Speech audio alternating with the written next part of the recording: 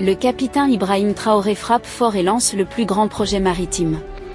Un projet qui va changer l'histoire économique du Burkina Faso et de l'AES. Le gouvernement burkinabé dirigé par Ibrahim Traoré continue de dire non à la France et ouvre une grande coopération maritime avec la Chine de Xi Jinping.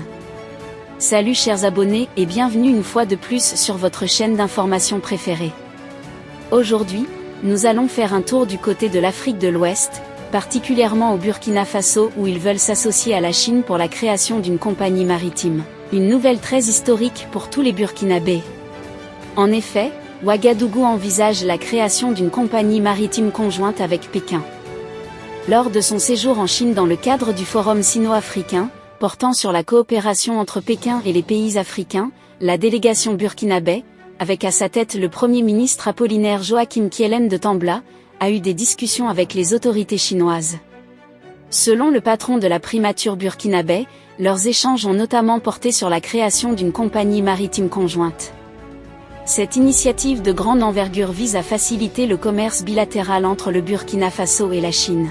Nous avons parlé de la possibilité d'une société conjointe Chine-Burkina pour mettre en place une compagnie maritime pour faciliter le commerce entre les deux pays, a fait savoir le Premier ministre lors d'un point de presse.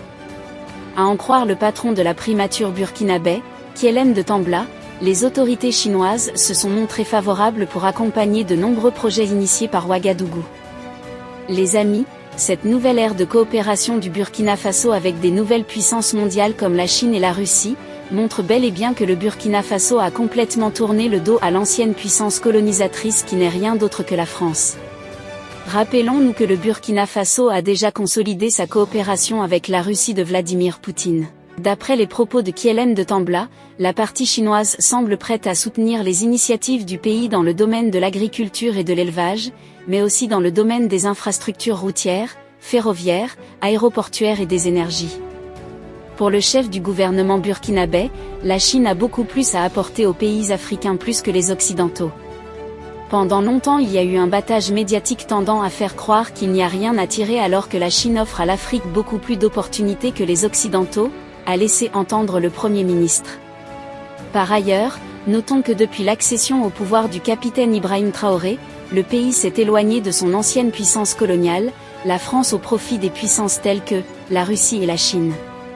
Cette création de compagnie maritime va non seulement accélérer le développement de l'économie burkinabé, mais aussi l'économie de l'AES. Dans cette nouvelle lancée des pays de l'AES à diversifier leurs partenaires internationaux, cela garantit en quelque sorte leur développement dans tous les secteurs.